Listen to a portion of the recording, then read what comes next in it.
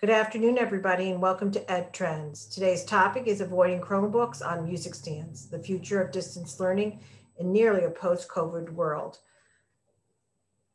We are happy to announce that this presentation was made possible due to our collaboration with the Capital Region BOCES and the School of Education. Unfortunately, Jason Lane will be unable to join us. So today, Joe DeGroni will be doing the greeting from the Capital Region BOCES, and he will also be serving as the moderator. Joe? Thank you, Jerry, and good afternoon, everyone. On behalf of Dean Lane, a very good friend and a very good colleague in the School of Education at the University of Albany, it's always an honor to be working with the school on these programs. Capital Region BOCES is proud to have this collaboration, provide this great resource for our region. Today, it's my privilege, and I will get out of the way so we can listen to the folks that really know that we're talking about. Two of my colleagues, you may or may not know, one of our divisions, Northeastern Regional Information Center. We manage all aspects of technology for most of the Northeastern and Eastern half of New York, from the Canadian border out to Utica, down to Ulster County, and over east to the Vermont border and the Mass border. So large region, we do a lot of resources, and obviously all of our work in supporting remote learning has been a focus for a while. What people may also not know is, distance learning, remote learning is nothing new. We have been doing this for a long time. I'm estimating, I've got 25 years, and I'm probably not even right with this, but as long ago as the mid-90s, distance learning and remote learning was available in school districts. So this is something we've been at it a long time, a lot of experience. We have two great professionals with us right now to talk about our work and the supports and the resources that we provide in those areas. So the first, Mike Dowdy, is our Assistant Superintendent of the Northeastern Regional Information Center. A lot of experience in this area, leads the division and all the programs related to that. And Mike Solowski, who is a supervisor of instructional resources, has been at the distance learning and running the distance learning network for the region for quite some time now. So I think insight from both of these gentlemen will prove valuable about how this work takes place and what's involved to make it happen, and how we provide supports and can support everyone as they continue this endeavor. So I will turn it over to Mike to lead us through the next hour or so about the notion of how this work occurs in schools. So Mike. Great, thanks, Joe. So as Mike's getting the slides ready to go here, we chose this title on purpose because we kind of want you to get yourself in the mindset of the end user in the case of distance learning, whether it's the student, parent, the teacher, and that the experience that that person is having. And one of the anecdotes that we've kind of laughed about over the last year or so is you can have distance learning in terms of an experience in a room that costs $30,000 or $50,000 or a Chromebook on a music stand. And part of the problem with that is the end user experience. So we are going to take some time to go through that and to really not only talk about the things that we've learned over the course of the last year, but things that we've had affirmed. Because like Joe said, we've been at distance learning for a while, and we had certain things that were confirmed and affirmed as part of this transition to remote learning and then back into hybrid learning. And we've had some things that we have learned, so that have been new learning for us. So with that, we'll get started. Mike, are you able to share your screen?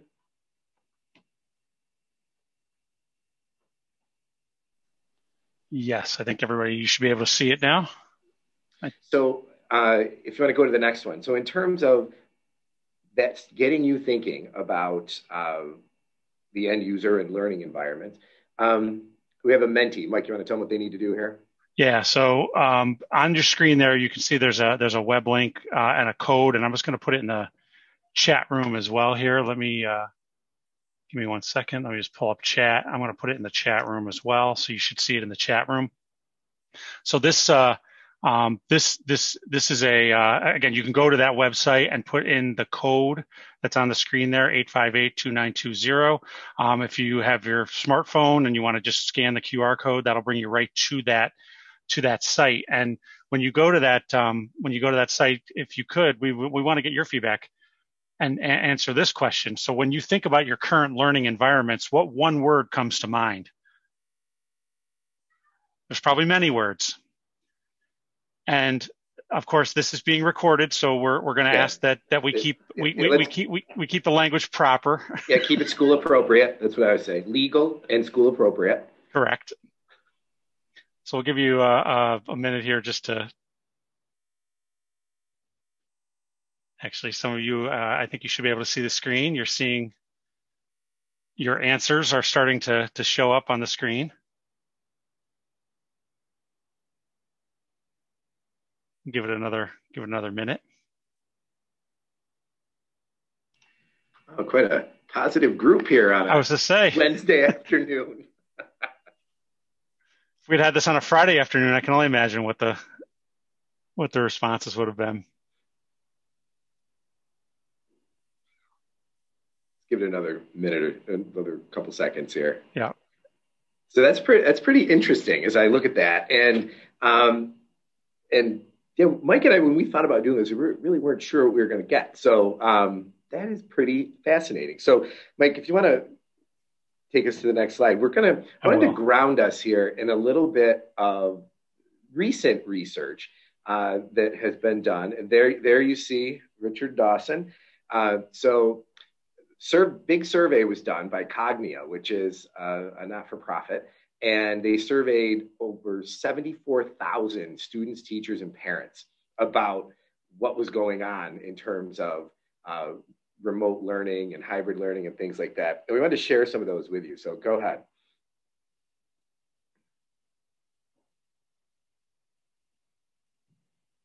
So more work. So somebody had said exhausting, challenging. There it is. Now, this is an interesting one.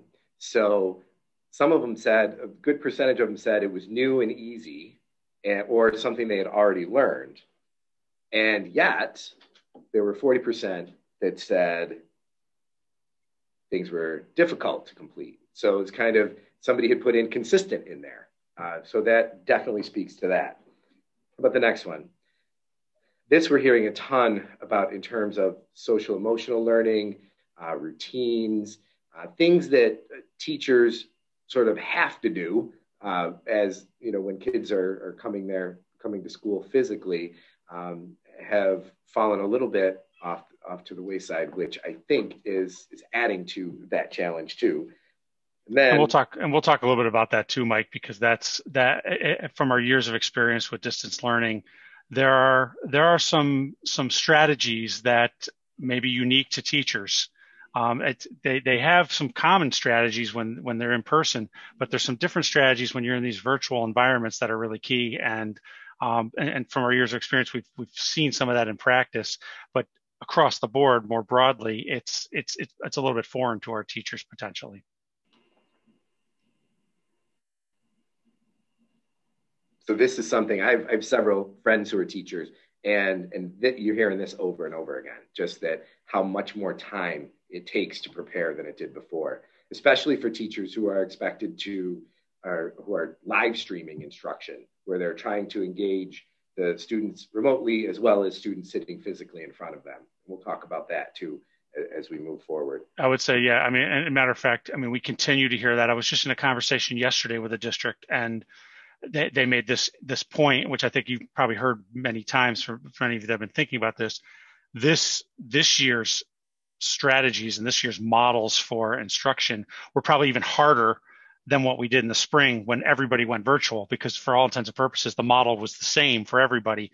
And while that was a big transition, it was a singular transition. What we're seeing today is much more diverse. And in light of what Mike just said too, it is more challenging. Which goes along with this too, right? Teachers said that it's harder than they expected. And I think a lot of them expected it to be hard. So that says a lot.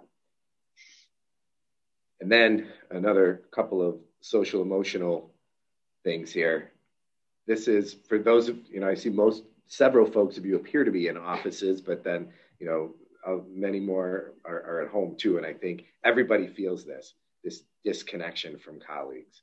And teachers and administrators went into education for a reason, and it was typically, it's not to sit in front of a laptop in their living room. So it's people are feeling it. And then the last one, it's a really scary one. And I think, in terms of social emotional learning and developing relationships, and this is going to be something that schools are going to have to contend with for probably the better part of a generation. I think we're going to be feeling the effects of this. So we do this, share this data because we wanted to not only ground us in what you think and what we think, but also in what the larger picture is out there from a research perspective. And this is in the context of sort of a conceptual framework that Mike has been working really hard on to develop that helps explain the different aspects of a collaborative community more generally. This isn't just about distance learning. I mean, distance learning is a big piece of it, but it's more about how does the community collaborate and what are the things that people need to be thinking about as they get ready to transition to the fall, because it will likely be different than it is now. So one of the things that I mentioned at the beginning we wanted to talk about was the user experience, right? So a lot of, if you know any children or teachers or have children or who have observed, you may have observed this. I've watched it happen with my 15-year-old daughter, and I've seen that exact picture happen where she's just had it. Here's another one. This one, these are great. Look at that little guy in the chair on the left. So it's this is not exactly what we're going for. We ought to be aiming for something more like this. And I think that sort of underpins this conceptual framework that we're going to look at and talk about for the rest of our time together today. Yes, because I think at what we've seen traditionally, and we can point to story after story about the power of distance learning and how it can provide rigorous, meaningful opportunities for kids. Where and I don't want to underplay this either. We've received letters from students who have said that by leveraging distance learning and getting opportunities that maybe are not available within their own school, their own community, it has changed their lives.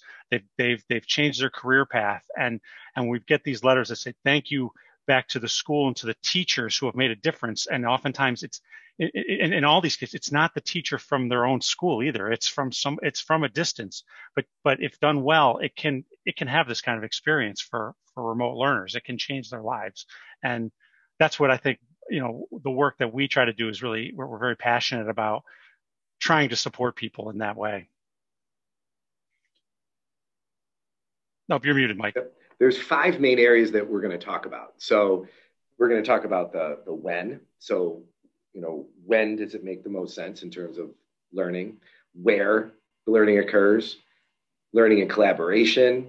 We're going to talk about supporting users because that has been a big deal throughout the several transitions that we've been through in terms of helping. And you think users is deliberately broad. So you have parents as users, students, teachers, administrators. So that's big. And then the extent to which it benefits everyone. So we're going to take each of those 5 in turn, and then we'll kind of put it all together for you at the end. And then we'll make the graphic in its entirety available. We've got a place where you can get to that and have it with all the documentation associated.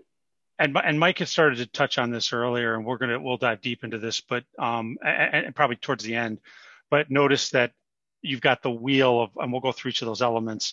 But at the core of this is the collaborative community. It's the humans, it's the people, because you can throw as much technology and you can throw all these different models and all of this, but at the end of the day, it's the people that help make it work, and it's the people working collaboratively with one another, because it does take a community to really leverage these and these opportunities. And our lens, of course, as a regional entity, is we see the collaborative community as being broader than just a local school. It's multiple schools all working together to support this type of effort.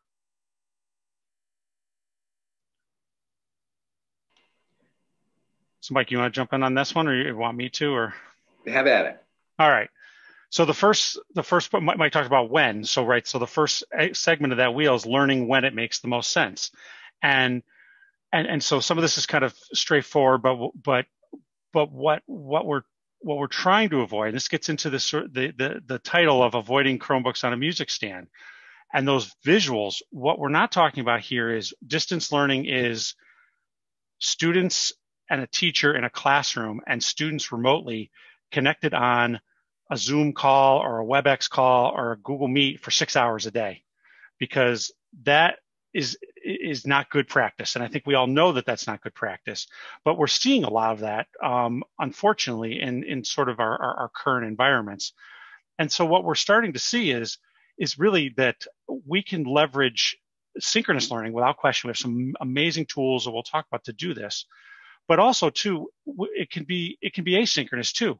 So many of our students, the best time for them to learn is at 10 o'clock at night. And so what we're suggesting is you can start to look at different models where time does not become as much a barrier. So a lot of the work that we've been doing recently, and Dr. Dragone has actually helped with facilitating some of these conversations as well, is talking about bell schedules. And this is more of a high school and maybe middle school discussion, but should we feel limited by the bell schedules between districts? Because we've tended to feel that way, that all the learning has to happen within those bell schedules. And what we're starting to see is that learning really can happen when it makes the most sense for students. So yes, there needs to be synchronous time. It's critical to have those relationships between students and with teachers and other adults. But at the same time, there's time for students to work more independently. And if we can layer the two of them potentially together, it can provide a pretty powerful learning environment. One thing I will say is the model also allows for there to be entire asynchronous learning. What we're finding, particularly from some of the discussions we've had with schools, is the leap to go entirely asynchronous, where there's very little synchronous learning time, is maybe that may be a little far for schools in the K-12 environment today versus what we might see more in a higher ed environment where there is more of that. But the fact that we're even having that conversation is suggesting that students potentially, and there are some that are ready for that more independent learning, where an asynchronous environment where there is not that synchronous contact time that we're having, that those students could likely be successful in that. But we need to be mindful of that time variable as far as all of our planning is concerned. Mike, I don't know if there's anything else you wanted to add to that. No, I think you captured it. What I would say too, and we say hybrid blended is in there as well. What the researchers suggest is that the blended approach is actually, and this is pre-pandemic, that the blended approach is the most effective because it provides students with, and the teacher with that relationship and that synchronous learning time, but still provides students with that opportunity to have learning differentiated and to work more independently. So that blend is one that we're optimistic that there might be more of that going forward in light of what we've experienced this over this last year in particular.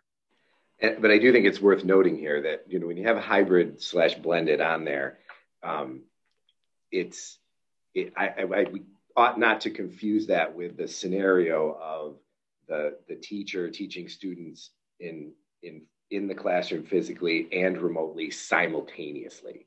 So I think that's, that is probably among the least effective approaches.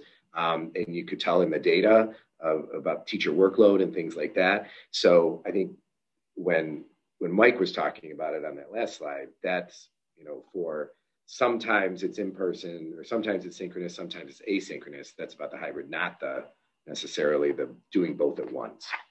So. Right. This is the hybrid blended is with the lens of time, not what we're going to get to here in a second, which is place. Right. So good segue. So speaking of where it occurs, does this look familiar to anybody? This next, where's our, oh no. Yeah, we have a couple. Here, I'll jump to it, Mike. I'll jump to it. We got to have it because I think this picture was taken somewhere in South Buffalo. And I think little Joe Dragone is in one of these desks there. I don't know. It's hard to see in there. But right, this is what school probably for many of us looked like, and still looks like if you walk around a lot of schools across New York State and across the country. But, we got fancier, like at some point, right? So we got fancy desks and chairs. We still put them in rows, but there they are. This is what we refer to, and many of you may have heard the term, the cemetery effect is the term that I've heard to describe these learning environments. Oh, that is nice. I haven't heard that one. Yeah, cemetery effect. Yeah. But now I think what we've seen, and I was having a conversation with my daughter this afternoon, who's a first-year student at the University of Buffalo, and we were talking about this, and I said, she asked me what was going on today. So I was, we have this presentation later today, and I said, what do you think? What's working for you and what's not working for you in all this stuff? Because all of her classes are virtual, except one meets once a week in person. But and she said, I can work from anywhere, and for a college student, that's pretty. She likes that. She work from anywhere. But then on the other side of it was, but sometimes when everything is asynchronous, she said, so today I had a completely asynchronous day. And she goes, I've done everything but do my work. I've done laundry. I've changed my sheets. I mean, it must be really rough. But that's the idea, right? That you lose that. She said she had the presence of mind to realize that she needs the structure of the synchronous learning. So in terms of the where, I think, there's lots of different spaces that can be configured and used. And Mike, do you want to talk a little bit about what we've seen be effective?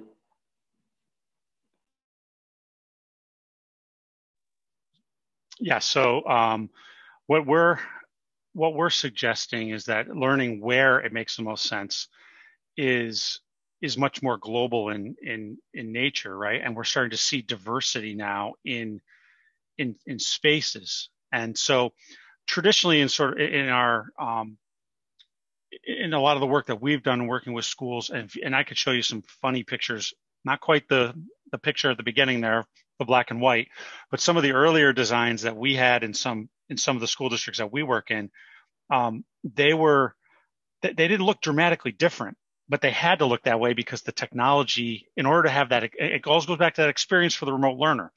So in order for that experience for the remote learner to be a high quality one, we had to really fix the technology environment. So what's happened over time, that's become much more flexible. But even so, even if we go back 4 to 5 years, what we find is districts have been sort of forced to provide that good experience for remote learners. They would build an independent distance learning lab, right? You've heard that in a number of districts, right? And there's still significant value in doing that, and we're continuing to do that. But what we're also starting to see now is the learning environments can start to look much different based on the instructional needs of those individual districts, right? So, a few of the ones here, what we're starting to see in districts is this one in the top left is a family and consumer sciences classroom where we're layering in good Mike, distance learning equipment. You need to share again. Oh, do I? I'm so sorry. Okay. Thank you for letting me know that, Mike, because I'm juggling between the chat and the mute. There we go. So up in the top left here is this is a family and consumer sciences classroom in one of our school districts, which has had good technology layered into it. So now teachers can teach from the comfort of their own space, and students can be there physically, but it allows them to really much more seamlessly connect with remote learners. So we're starting to see the technology move into traditional classrooms. And again, this is not Chromebook on a music stand. This is something that's a little bit better than that. We're seeing some environments where you can start to see where the furniture, I mean, again, that family and consumer science classroom is one. You can start to see where the furniture is becoming very mobile, and it's not fixed desks and rows. It's a large group conference table. It's a horseshoe shaped design. It's all furniture on wheels. You've got a space here in the top middle of this slide where you've got some tables and some chairs, but you have some high back tables. And off in the corner, we'll show you another slide in a minute.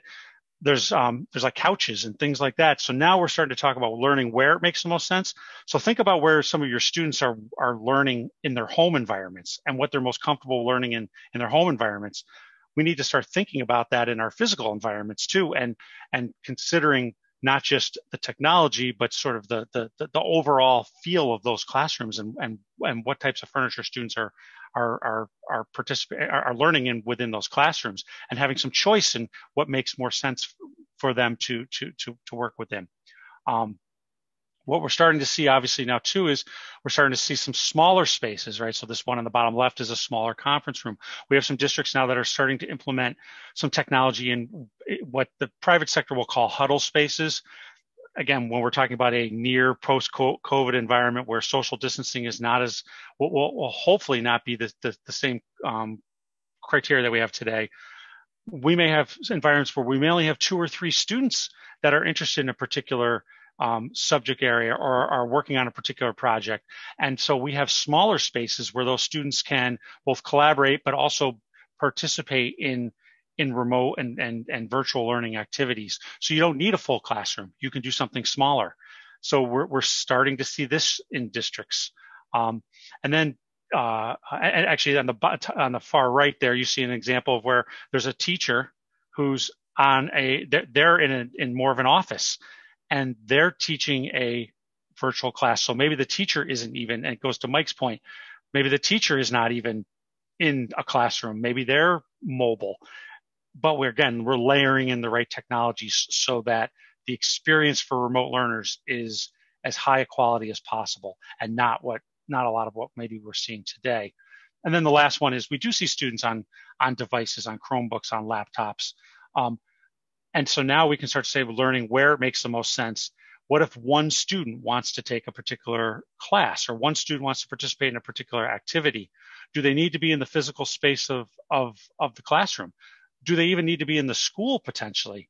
We have some scenarios that we're seeing today where we have a good examples. We have a student who is part of a New Visions program up on one of our northern BOCES. They're part of the New Visions program, and in the afternoon, they're participating by distance learning in classes off of their Chromebook. They're taking Mandarin Chinese and a Russian class in particular. This is a senior who will be graduating, was interested in some world languages. This student does not forget social distancing, forget pandemic. This student doesn't even step into her high school, and she's participating in a full breadth of program. And the Mandarin course, Mike, right? The Mandarin course is offered from a different district than Correct. she lives in. Right. That's right. The district is about 200 miles away in this case, but it's all within the group of schools that are collaborating together in this community. So I'll go back up to this slide here. So this gets into learning where it makes the most sense. Those are all the physical spaces that we're talking about. They're all looking much different. It's not just a standard 800-foot classroom. It can look much different. And the key to all this too is they're also leveraging really robust online platforms. So before I get to that, let me just mention here's one other space. I know it's maybe a little blurry but this starts talking about the diversity of what a classroom can look like. This has got soft seating. It's got tables. Actually, you can't see it in this picture. There's a couch off to the side. There's a high table off to the side. This starts giving students much more choice. And then Jan, you got this in here early, and you're right. I'm glad you put that Kaplan article in there, because it's more than just the physical environment. The online platforms really are the classroom environment in a remote setting. That's right. And so these are sort of the broad ones that I'm sure you're familiar with, but your digital spaces are either a learning management system like a Canvas or a Schoology, or a light version of a learning management system like called G Suite for Education. Now it's Google Workspace for Education, Office 365, folks that are in that environment. Those are the broad sort of platforms. I mean, there's obviously tools that all integrate into that, but those are the broad platforms. And then you have your online conferencing platforms for the synchronous connections. And really, there's the 4 that are noted there are the 4 that are pretty much in use. Google Meet, Microsoft Teams, Zoom, and WebEx.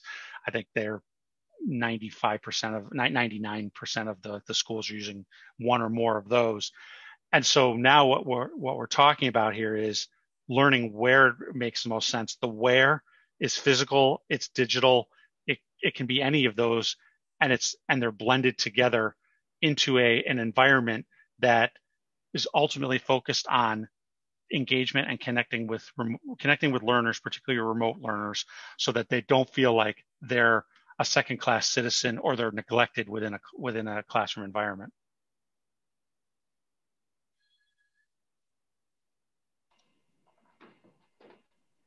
So, Mike, bring it back to sort of our wheel. Yeah, here we go. Now we're headed into the green area with learning and collaborating with anyone. So this one, I think, if anything, what the last year has done is it has forced people to become, maybe not entirely, but at least more comfortable in this type of environment that we're in right now, to the point where, I remember, even as, short as a year and a half ago, where it was a big deal to set up a WebEx meeting. Like you would have, somebody from the team would have to help and set it up, and then somebody would have to open it, and then we would all come in, and it was this big to do. Now, pretty much nobody even thinks about it now. You set it up and you go. And I think that has opened up lots of doors. I mean, the other day I did a workshop for some undergrads at the University of Arizona, like, things that you really would have been prohibitive before, or at least people would have, bristled maybe at the idea of doing something online. Now it's just the way things get done. So I think that has opened up a lot of opportunities in terms of collaboration, particularly even around professional learning opportunities for teachers. What we're hearing a lot of is that, folks really like to be able to do things when they want to do them at their own pace. I mean, it's not rocket surgery, but it's interesting to see it play out in real time in front of us. And Mike, what I would say, that's been key, because a lot of the lens of the work we've been doing and the focus for schools, without question, is about, the health and the engagement of the learning environment for kids, right? And so, I mean, that's why we do what we do. But I think what Mike is saying is right on target. The tools we're talking about can be used for everyone. So yes, there's been a tendency to do things a little, with some of these different types of models, developmentally, for maybe more so for middle school and high school students. But we have elementary students that are participating in virtual schooling right now. And again, it's a different discussion about developmental appropriateness for each child that's in some of these programs. But the models we're talking about and the tools we're talking about are relevant for potentially for any age level. Again, depending on whether there's a fit there, but then taking a step further, it's for professional learning.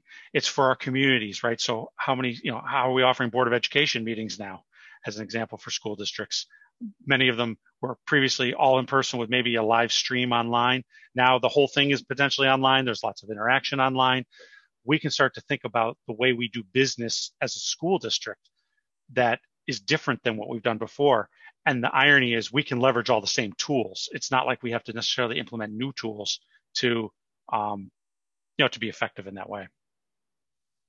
Another spectacular segue, Mike. You'd think you were a newscaster or something, because speaking of using tools, the next part of the wheel, or partial wheel, is supporting users. And this is something that has really come to the forefront, because people have needed just-in-time, real-time support to use pretty much everything. And I was a teacher, so I feel like I can say this.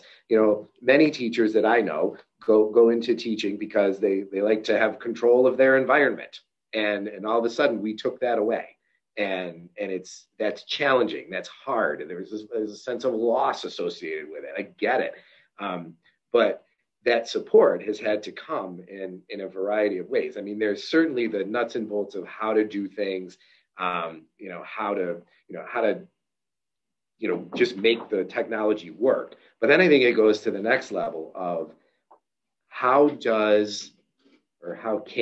should pedagogy shift to not only meet students' needs, but also to take advantage of the technology that's available. And I think that's probably been the hardest part for most folks, because we can give, here's your top 10 tips for using Zoom, or here's this top 10 list or that list of things that you should do. But I think where it gets tricky is that trying to jam that square peg into that round hole and take, the way I taught math at Churchville Chili High School in the early 2000s would not work in an online environment. So I think it's getting people to shift their mindset beyond just trying to do what they used to do in a different way, but looking at the whole picture. Mike, what I would say, we had recently had a meeting of about it was about 50 teachers and TAs from various districts across the region who are all part of sharing coursework through distance learning. And really one of the most notable comments I heard from a teacher, and this was a teacher this was their first year teaching, let's argue many teachers is their first year teaching distance learning, but this was this teacher's first year teaching distance learning with students in other districts too. So it's not even students that even on some sort of hybrid rotation where they're seeing the students in person. They are not seeing these students in person other than through the technologies we've talked about here.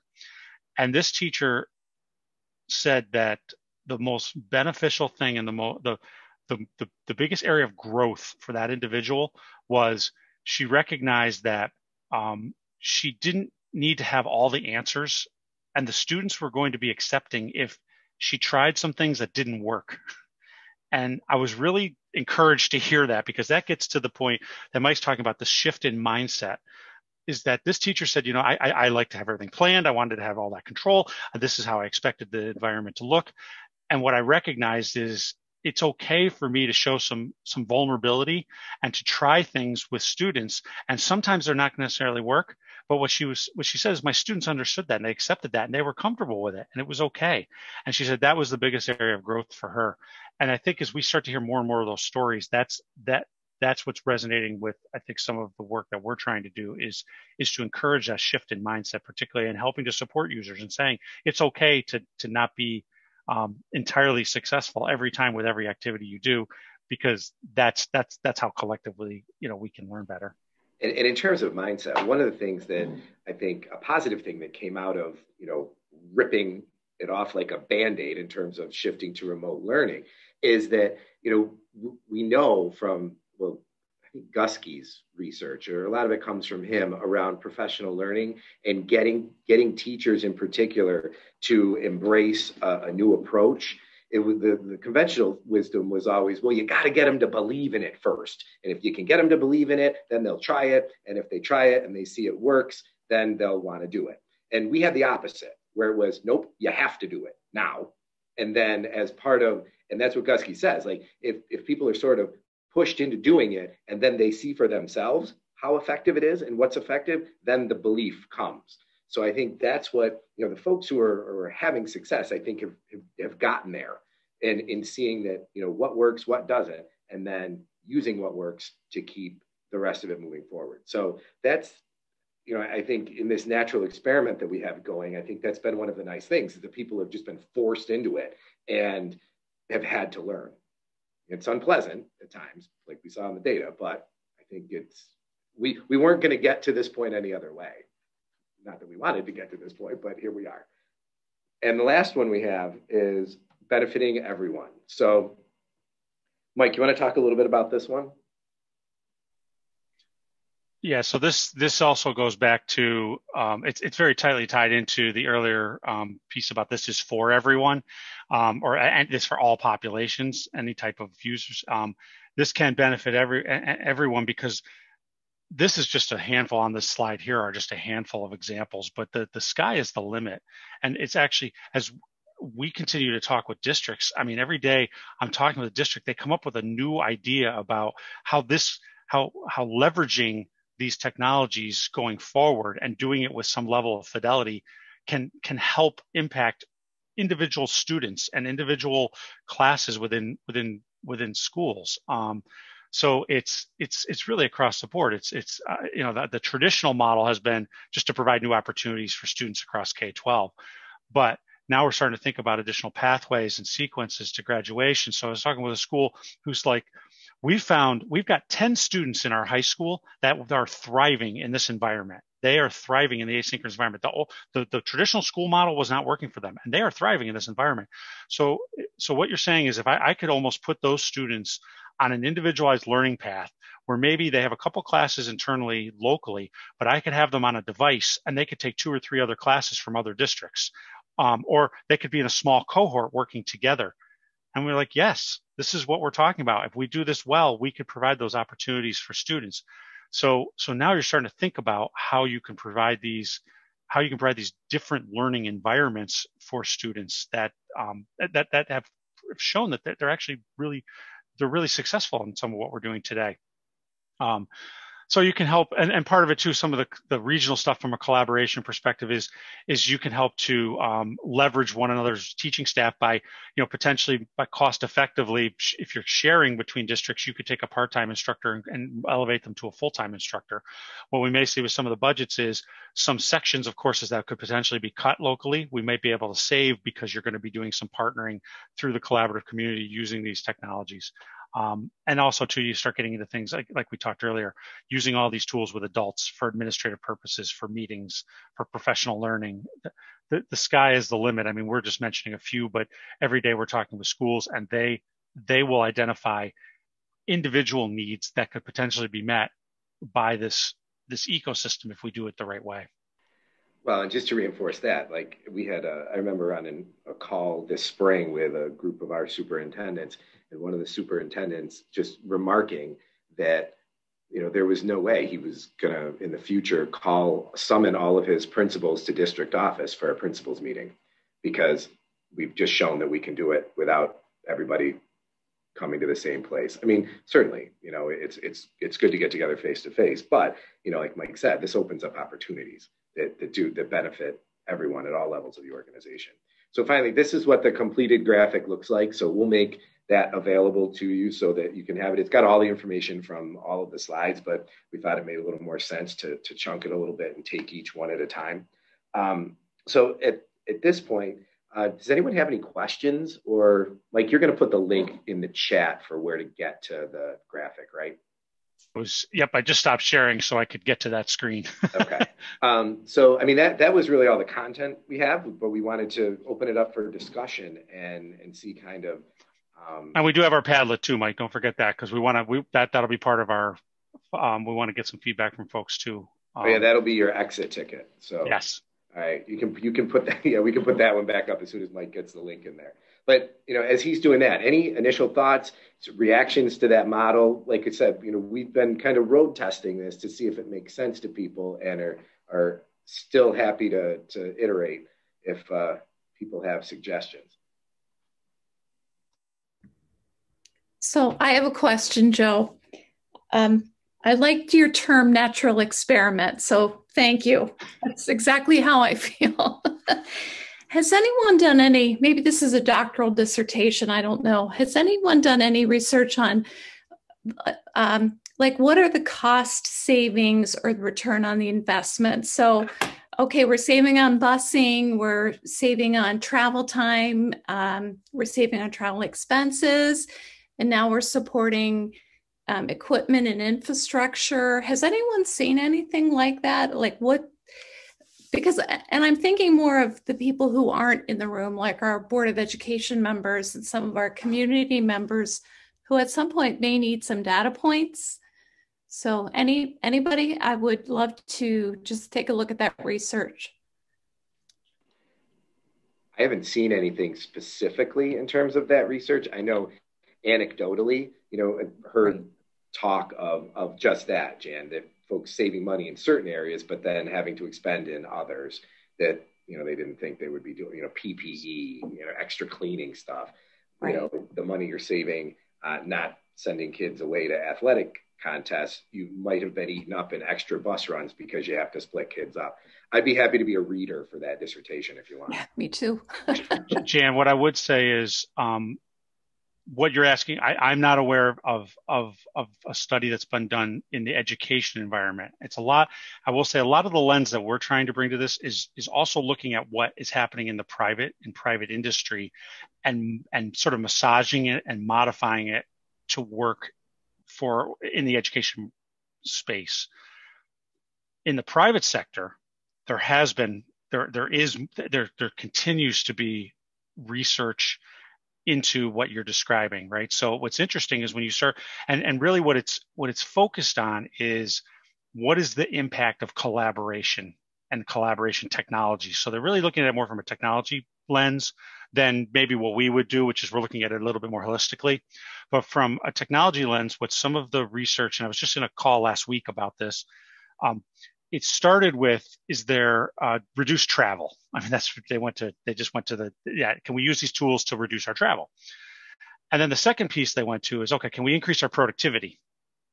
And so we're starting to see that, right? So to Mike's point, if we, rather than having a principals meeting where everybody comes together, if they can stay in their own buildings, does that increase the productivity because you're reducing travel and they're now staying closer to their schools, right? So if we start to translate that into education, where it's starting to go now, at least in private industry, and this is where it'll be interesting to see how that dovetails into education, is this going to start to improve our decision-making time for getting products to market, as an example, or to make decisions in the work that we do? Is it improving our ability to have relationships with our clients? Is it now starting to actually have a business value? Not just is it reducing costs or improving like the productivity piece, but is it truly having a business value? And there is some preliminary research that's been done to show, and they're starting to sort of look at what are companies that have had more success with that versus companies that don't have those success factors. So I think it's very early, but at least in private sector, they're thinking about how these tools can really impact their business value. And I think the logical next step for us is to say, how does that really improve our educational value when it comes to, a whole series of different metrics that we could talk about. The one factor I think that we can't measure, though, is kind of the sidebar conversations.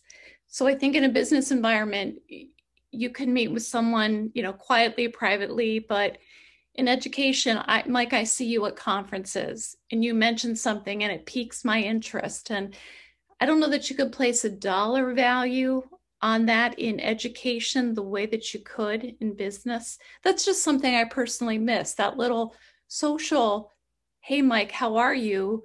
And then, how's the family and what are you doing at work that I might not pick up on in a digital environment. I miss it. It even goes back to some of the processes that we've supported over the years in sort of this this distance learning sharing. Is we always encourage schools to have the teacher at a minimum, but nice if we can have the teacher and the students get together at least in person once or twice a year. Because right, you and I could be very successful collaborating through Zoom or whatever, because you and I have known each other for years and have met each other in person. But if we didn't have that relationship already institutionalized, then it would be hard. It would just be a little more, there'd be more work involved. And we're both adults on this too. So you start to factor in students. This is, it becomes more complicated. So this is, that's where that synchronous asynchronous is really critical, because that's synchronous time. And if you can take it a step further, it's an in-person synchronous time is really helpful. Hooray for A Day. Sign me up. I can't wait. It's booked. It's booked for December. And Kate, you bring up a great point in the chat, and you're 100% right. The emergency-ness of stuff. People, I think we could get away with it last spring a little bit, but not now, not anymore. It's not an excuse for bad practice. It's or less effective practices. It's not an excuse for kids to not get the services that are on their IEPs or that they need for intervention. It isn't anymore. So, and I think that's one of the reasons why Mike has put so much time into developing this model, is to really help people conceptualize the big picture around it and what they need to be thinking about in each of these 5 different areas, so that we aren't having bad practice out there. We aren't having those pictures of the kids passed out in front of the computer. So I think your point's well taken. So I think we're Kate, bumping I'll just up say, against time. Go ahead. Mike, I'll just say one quick thing to Kate's point. I heard an assistant superintendent this past spring, or actually it was over the summer, when they were talking about what the reopening of school was going to look like. And this assistant superintendent said, I wonder if there'd be real value in us doubling down on virtual learning and getting really, really good at virtual learning versus trying to implement a new model. And of course, that we didn't do that. We implemented new models. And I'm not sure that doubling down on virtual learning was the right answer either, but at least it was a recognition that what we did in the spring was emergency. And the suggestion was maybe we should really focus on getting really good at that. And if we get really good at that, that might actually help, that may make it less emergency. So I think part of our discussion here today is we said it, we can do better. That's, I think, what we're trying to talk about here is I think we can do better. I think a lot of us have just tried to transfer in-person learning and just do it online instead of learning how to teach online as a different way of teaching. Because we, in the spring, we did it 2 weeks at a time. And then in the fall, I'm still waiting to get trained on how to teach online. And here I am, I've been doing it for a year and now I'm being told, well, you're the expert. And I'm like, yeah, but am I doing it right? Who knows? All I know is that nobody knows more than me about it in my district, but I still doubt myself and whether or not what I'm doing is the best way of teaching virtually.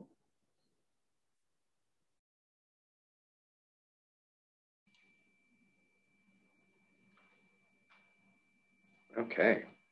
Well, we definitely appreciate the discussion and folks participating, and hope that you gleaned a little bit from it, and that the model makes sense. Mike, do you want to throw the Padlet up quick, or you want to let people go?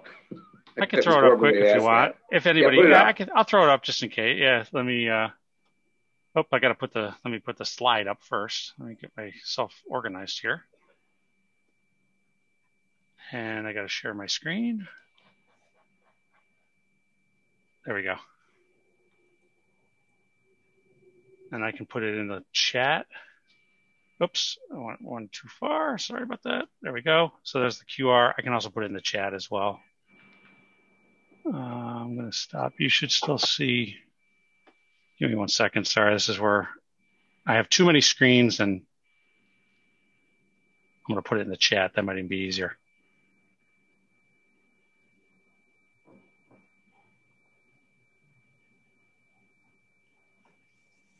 Okay, there we go. Now I'll put it back up on the screen for you too.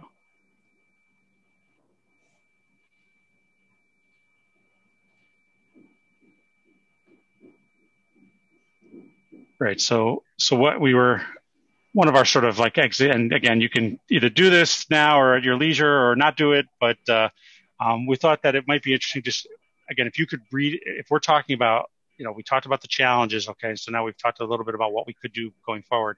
If you could redesign the learning spaces in your, redesign learning really in your school, not even just your spaces, but redesign learning in your school based on everything that we've experienced, what would the two things you would focus on first? What would those be? So it'd be interesting, again, if you're able to just kind of pop a couple thoughts in there, we'd love to hear what you're thinking.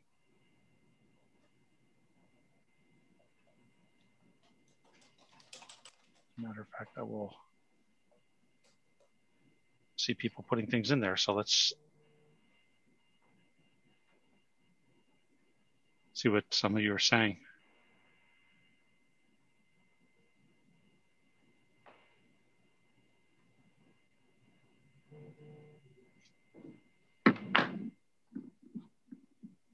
Yeah, I see a couple in there about social emotional, without question. Yeah, it's how that goes into family, helping families, and helping our teachers and our students. Yep, mental health, absolutely.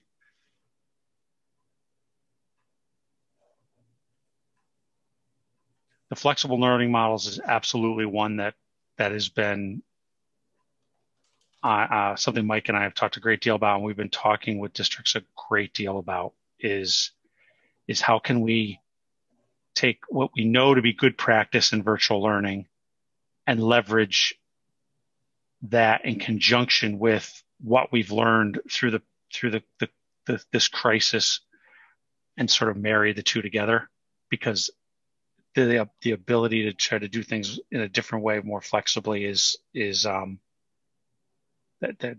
lot more appetite for it now, a lot more capacity to do it.